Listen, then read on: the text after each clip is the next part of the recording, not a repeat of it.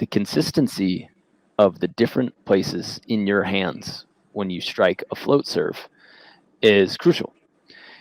Now, like if you hit the middle of your hand on a float serve, or if you hit the upper part, like the calluses on your just below your fingers, that's going to have a significantly different bounce or impact than say like your palm or the heel of your palm.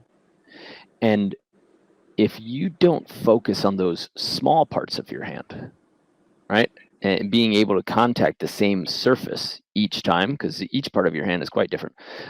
If you don't contact the right surface, you're going to have a very different serve each time. The ball's going to come off of you at a different speed when you're serving. And that means that now, like, let's go back to firearms, Brandon, shall we? Why not? We avoided it last time, so why not be back there this time? Now you've got a gun where whenever you squeeze the trigger, the bullets are all just coming out at different speeds. And it's going to be impossible to be accurate with this type of weapon, right? So when we talk about serving, if you hit some here and some like in a different part of your hand, you know that they're going to come out with different speeds. So if you don't focus on hitting a very specific part of your hand, you're going to have trouble being accurate over time. So the key that I like to give people, of course, is from Kyle Stevenson. Shout out to Kyle Stevenson. That guy. Hamburger, no French fries. You know, make sure you're using the palm, but I went even more specific on it. Of course, you can't have fingers on the ball. Just when you're float serving, do not let your fingers touch the ball. But keeping the base of like right above the heel of your palm, you know, just that bottom part where it's going to have a nice crispy bounce. I don't want people serving with their wrist or anything, but to just have that base of your palm where that becomes the area that I hit every time. I know that the ball's going to come off at a different speed, and I like that better than the middle of my hand because I think since the ball has a sharper bounce off of that area, there's just this 1% that I look at that I say the defense isn't going to have quite the same read, the time to read as they would on a softer piece of my hand where the ball will come off a little bit slower so that they're going to have a little bit more time, right? I want the ball to get out of my hand quick and start gaining distance before they pick up on the trajectory of it. So one of my biggest keys is to really focus on just above the heel of your palm. That's where I want my float serves contacted.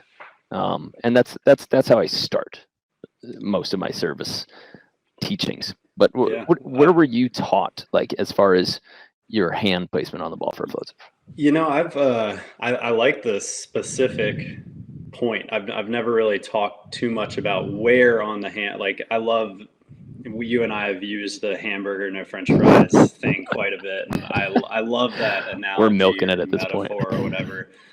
Because it really gives a good idea, and it's Kyle, so it's like you just love saying anything Kyle says. Yeah.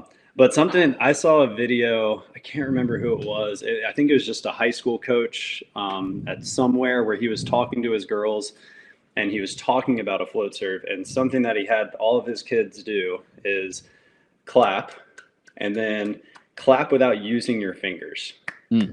And that, I think that teaching allows a lot of people to kind of understand how this hand needs to feel when they're making contact with the ball. I think a lot of people go into a float serve where maybe they lack power or something like that, and they never really get to this extended hand open position.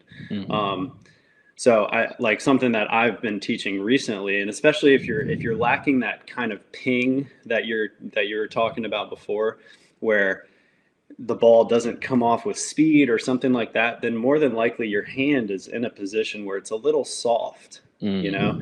And then once we do that, that's when it's kind of weird. You're paintbrushing some balls. You're not able to hit the ball in the same spot of your hand every single time. So that's developing inconsistencies.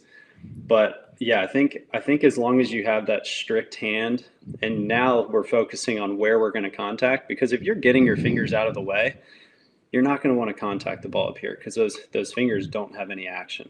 Right. If you're here, then you're going to be okay with touching the ball with every single part of your hand.